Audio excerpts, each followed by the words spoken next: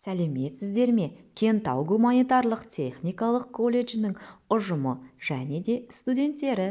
Сіздермен бірге мен Пердебай Гүлжан Айдарханқызы, физика пәнінің оқытушысымын.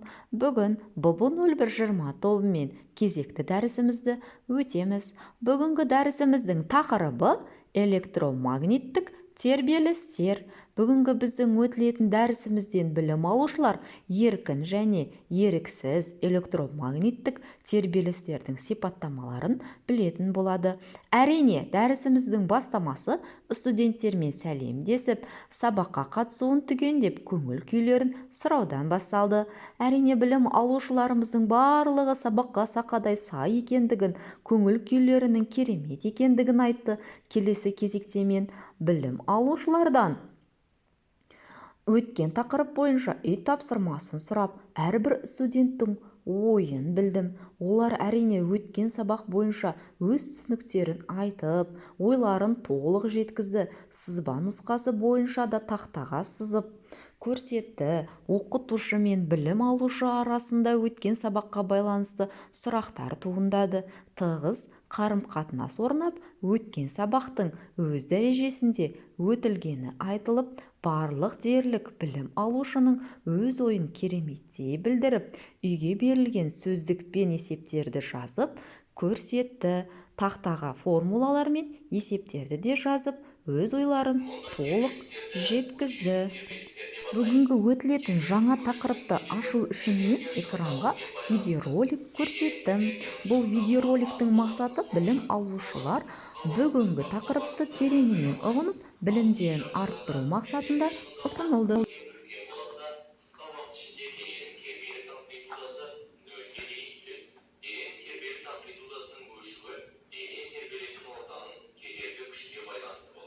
Мысалы, дененің тербелісі суда ауаға қарағанда тез өшеді. Егер өшу жылдамдығы аз болса, онда дененің тербеліс жиілігіне кедергінің әсері аз болғаны.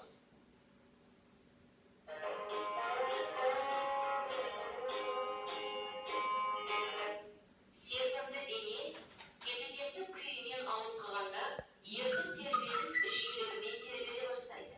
Әртүрлі денелер әртүрлі еркін жиілікпен тербеледі. Жиілік тербелетін дененің массасына, серпімділігіне және көлемі сияқты параметрлеріне тәуелді. Содан соң үлкен экранға слайд көрсетілді. Яғни бұл слайдтан білім алушылар видеоролик бойынша не түсінді? Бүгінгі жаңа тақырыпты меңгеру мақсатында көрсетіліп, одан әрі сабаққа қысқаша мағлұмат айтылды.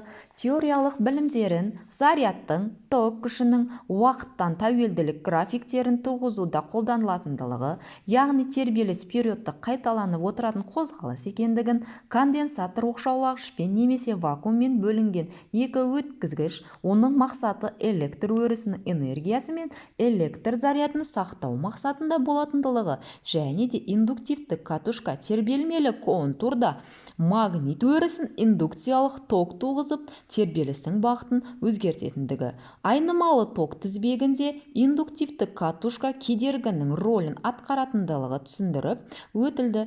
Түсіндірме жұмысынан соң білім алушыларға тапсырма ұсынылды.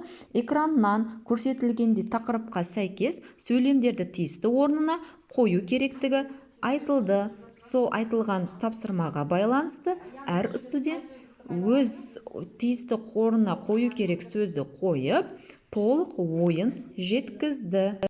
Келесі кезекті ойынға бердім. Бұл ойынның мақсаты жалпылама физика пәніне қатысты сұрақтар қойып, өткенге шолу жасап, еске түсіру болатын. Яғни бұл жерде бір студент физика пәніне қатысы бар бір сөзді айтады, сол сөзден аяқталып тұрған әріп бойынша келесі студент кез келген физика пәніне қатысы бар сөздерді айтып, ойын жалғасып беріп отыра береді. Білім алушы оқытушыға бүгінгі жаңа тақырыпқа байланысты сұрақ қойды. Ол сұрақты талқылап, білім алушыларға жетік меңгердіп, түсіндірме жұмысын жүргіздім. Сұрақты талқылау барысында тағы да өткен сабақтарға қатысып, ребустар шештік. Сабақ соңында білім алушылармен бірге бір-бірімізге көрсетпей ыстық лебіз, мақтау мадақтарымызды қағаз жүзінде жазып жеткіздік және де бүгінгі сабақтың қандай дәрежеде, қандай көңіл күйде өткендігін смайликтер арқылы анықтадық. Яғни білім алушылар бүгінгі сабақтың керемет көңіл күйде өтілгендігін айтып, өз қуаныштарын жеткізді. Назарларыңызға көп рахмет.